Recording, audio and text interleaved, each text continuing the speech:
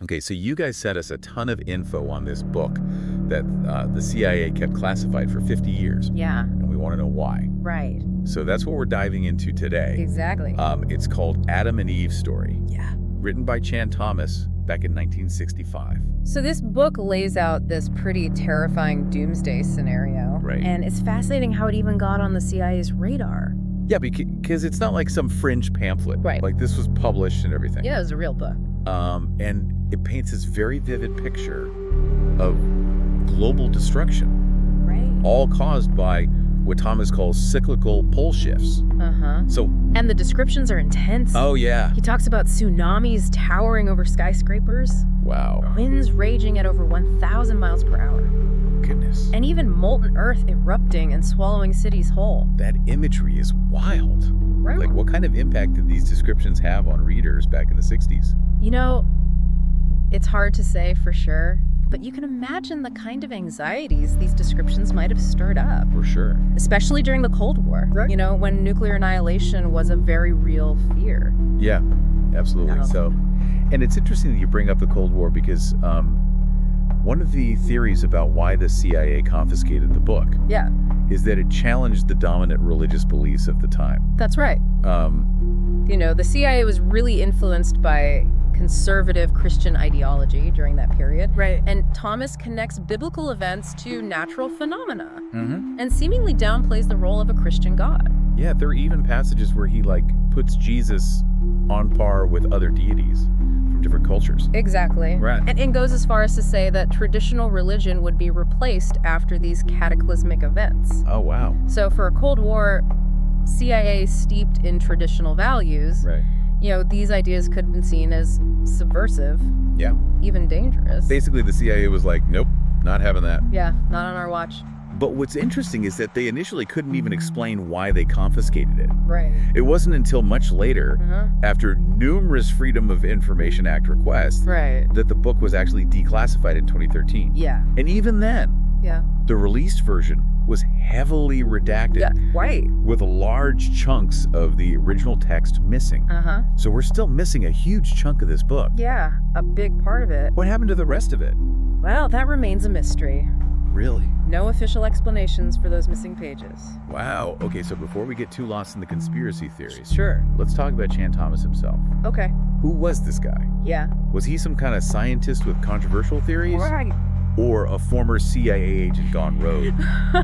Well, actually, neither. Wow. Chan Thomas wasn't a scientist or a government insider at all. He was an author who wrote on a variety of topics. That's surprising. Yeah. You'd think someone writing about such a potentially world-altering event would have some serious scientific credentials. You would think. So what else did he write about? Well, his other works include a book on natural childbirth Okay. and another one about ESP. Extrasensory perception. Yeah. Wow. So a pretty diverse range of interests, to say the least. Yeah, that's a pretty big mix. So while his theories about pole shifts causing global catastrophes might have caught the attention of the CIA, Yeah, it sounds like he wasn't exactly a leading figure in the scientific community. that's right. Right. And while his specific claims about pole shifts causing mass extinctions Uh-huh. haven't been supported by scientific evidence, Okay. his work does tap into a broader trend of what's known as alternative archaeology. Okay, let's unpack that a bit. Sure. What exactly is alternative archaeology? Essentially, it involves reinterpreting established historical narratives, Okay. often challenging mainstream archaeological and historical interpretations. So instead of relying on traditional scientific methods and evidence, Right. they're looking for alternative explanations. Yeah. Gotcha. So, But if it's not based on accepted scientific methods, wouldn't that make it more speculation than actual archaeology? Well, that's a valid point. Right. And that's where the debate lies. Okay. While some might dismiss alternative archaeology as pseudoscience, Yeah. others see it as a way of questioning established narratives Okay. and exploring alternative possibilities. It's interesting, though, this idea that maybe there's more to history than what we've been told. Right. It definitely speaks to a certain curiosity, Yeah. a desire to uncover hidden truths. Absolutely. Right. And that's part of what makes Thomas's book so fascinating. Right. It taps into this enduring human desire to make sense of our place in the world, to understand where we come from and where we might be going. Especially when those explanations involve dramatic, world-altering events. Right. Like the ones Thomas describes. Exactly. It's almost like a real-life disaster movie playing out on a global scale. It definitely captures the imagination. Yeah, for sure. But let's get back to the science behind all of this. Okay. While Thomas's book might make for a thrilling read, Right.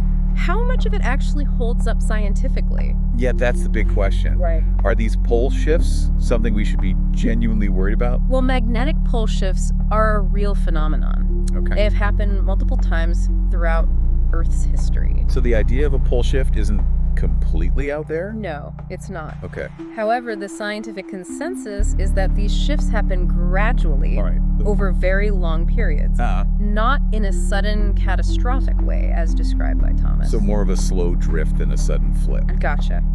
And while they can have impacts on things like navigation and technology, scientists don't anticipate them causing the kind of widespread devastation that Thomas envisioned. To be more specific, what kind of technological impacts could we see from a pole shift Sure. beyond just messing with our compasses? I mean, we'll imagine a weakened magnetic field allowing increased solar radiation. Okay. This could disrupt satellites, communication systems, and even power grids. But again, not the kind of extinction-level event Thomas describes. So while Adam and Eve's story might be a page-turner, Right. we probably don't need to start building underground bunkers just yet. Probably not. Okay, good to know. But it does raise some interesting questions Right. about how we interpret history and the forces that have shaped our world. It also makes you wonder about the CIA's motives. It does. If the science wasn't really there to support Thomas's claims, Right. what were they so worried about? That's a question we'll continue to explore as we delve deeper into this strange and fascinating case. Speaking of delving deeper, Yeah. I'm really curious to hear more about this alternative archaeology trend. Okay. It sounds like there's a whole world of unconventional thinking out there, Right. challenging the established narratives. So in the next part of our deep dive, Yeah. we'll take a closer look at the motivations methods Right. and appeal of alternative archaeology. Sounds good. Awesome. We'll be back after a quick break to uncover more of this story. Looking forward to it. I see that. Okay. So we've established that Adam and Eve's story isn't exactly a scientific textbook, Right. but its connection to this idea of alternative archaeology Yeah. is really intriguing. Uh-huh. What are some of the core beliefs or methodologies that set this field apart? Well, alternative archaeologists often start from a place of skepticism towards that mainstream scientific consensus. They tend to look for evidence that supports their theories rather than testing those theories against existing evidence. So it's more about fitting the evidence to a predetermined narrative than letting the evidence lead to a conclusion. In many cases, yes. Gotcha. And this approach can lead them down some pretty unconventional paths. For example, they might interpret ancient myths literally or assign significance to archaeological anomalies that mainstream science might attribute to natural phenomena. It's almost like they're operating under a different set of rules when it comes to interpreting evidence. That's a good way to put it. Okay. And that difference in methodology is often a point of contention between alternative archaeologists and mainstream scientists.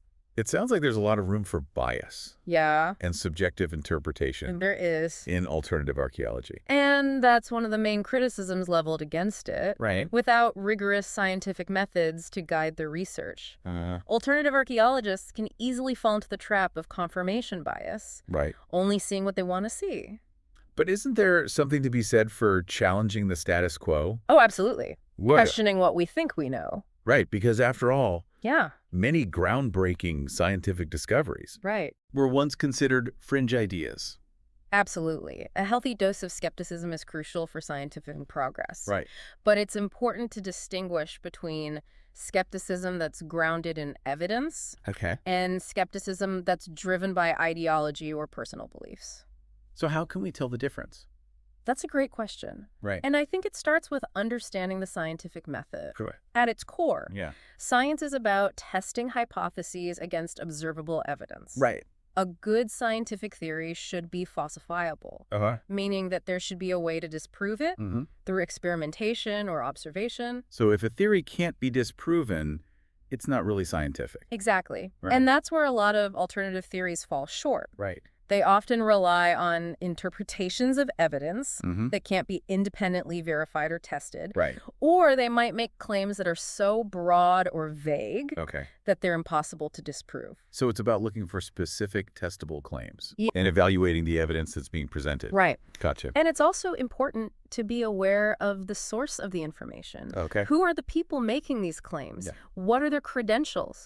Do they have a vested interest in promoting a particular theory? It's like that old saying, consider the source. Exactly. Yeah. And in the age of the internet, where information spreads rapidly and often without context, it's more important than ever to be critical consumers of information. Speaking of the internet, it seems like alternative archaeology has really found a home online. It has. There are entire communities dedicated to exploring these theories, often with a passionate intensity. Yeah. Why do you think these ideas resonate so strongly with people online? Well, the internet provides a platform for these ideas to spread and connect with like-minded individuals. It creates a sense of community and shared purpose that can be very appealing, especially for those who feel marginalized or distrustful of mainstream institutions. So it's not just about the ideas themselves, but also about the social connections that form around those ideas. Precisely. And in a world that can feel increasingly complex and uncertain, these online communities offer a sense of belonging and certainty that can be very comforting. But this can also lead to the formation of echo chambers. Exactly. Where people are only exposed to information that confirms their existing beliefs. And that can be dangerous. Because it prevents people from engaging with alternative viewpoints and challenging their own assumptions. So it's important to strike a balance between being open to new ideas and being critical of those ideas. Absolutely. Curiosity and skepticism should go hand in hand. It's also important to remember that not all alternative theories are created equal. Some might be more grounded in evidence than others. And it's important to evaluate each theory on its own merits, rather than dismissing them all outright. But in the case of Chan Thomas and Adam and Eve's story, it seems like the scientific evidence doesn't really support his claims about catastrophic pole shifts. That's right. While pole shifts are a real phenomenon, the scientific consensus is that they happen gradually and don't pose an immediate threat to human civilization. So while Thomas's book might offer a thrilling apocalyptic narrative, it's important to separate the science fiction from the science fact. Exactly.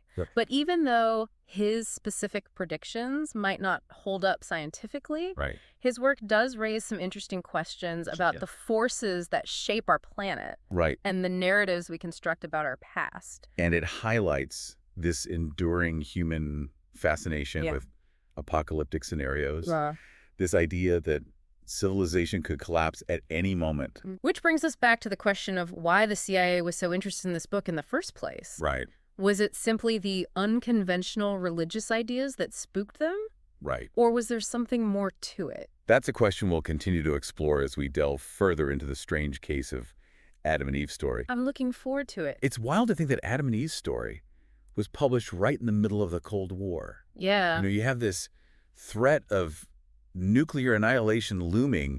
And then here's this book describing a completely different kind of global catastrophe. It's definitely an interesting intersection of like historical context and apocalyptic anxieties. Yeah, for sure. You can imagine how a book like this, with these vivid descriptions of societal collapse, might have resonated with people already on edge about the state of the world. Totally. And you have to wonder if the Cold War itself, with its emphasis on secrecy and government control, contributed to the mystery surrounding the book's disappearance. That's a good point. The Cold War was a time of intense paranoia. For sure. Especially within intelligence agencies like the CIA. It wouldn't be surprising if they saw a book like Adam and Eve's story, with its unconventional ideas and potential to stir up public anxiety as a threat that needed to be contained. Even if those ideas weren't scientifically valid. Exactly. It seems like the CIA's reaction to the book might have been more about controlling the narrative than about suppressing actual scientific knowledge. That's a plausible interpretation. Yeah. After all, the book wasn't promoting any specific technology or strategy that could have given another nation a strategic advantage. It was more about challenging established beliefs, and offering an alternative explanation for the course of human history. Exactly. And in a world already divided by Cold War ideologies, maybe that kind of alternative thinking was seen as too risky. Yeah. Too disruptive to the established order. It's certainly possible. And it highlights the power of narratives, especially in times of uncertainty and fear. When people are looking for answers, you're often drawn to explanations that offer a sense of order and meaning. Even if those explanations challenge conventional wisdom. And in the case of Adam and Eve's story, that explanation involved this dramatic, almost biblical account of global destruction and rebirth, driven by these cyclical pole shifts. It's almost like a scientific myth, blending elements of science fiction with ancient mythology. Exactly. And that blend of science and myth is what makes the book and the story surrounding its disappearance so compelling. Absolutely. It speaks to our deep-seated fascination with both the power of nature and the fragility of human civilization. And it raises questions about the limits of scientific knowledge and the role of alternative thinking in shaping our understanding of the world. While Thomas's specific predictions might not have held up to scientific scrutiny, his work does encourage us to think critically about established narratives and to consider alternative possibilities. Absolutely. And that's perhaps the most valuable lesson we can take away from this deep dive into Adam and Eve's story. For sure. While we should always be wary of misinformation and unsubstantiated claims, we should also be open to challenging our own assumptions and exploring different perspectives. Because ultimately, it's through a combination of curiosity, skepticism, and critical thinking that we can arrive at a more nuanced and informed understanding of the world around us. Well said. Well, thank you. And on that note, we'll leave you with one final thought. Okay. Imagine if those missing pages from Adam and Eve's story were to suddenly resurface. What new insights might they reveal? What further mysteries might they uncover? It's a tantalizing thought. It is. And perhaps someday those pages will emerge from the shadows. Adding another layer to this already intriguing and multifaceted story. Absolutely. Well, thanks for joining us on this deep dive. Yeah, thanks for listening, everybody. Until next time, keep exploring, keep questioning, and keep those minds open to the endless possibilities of knowledge and discovery.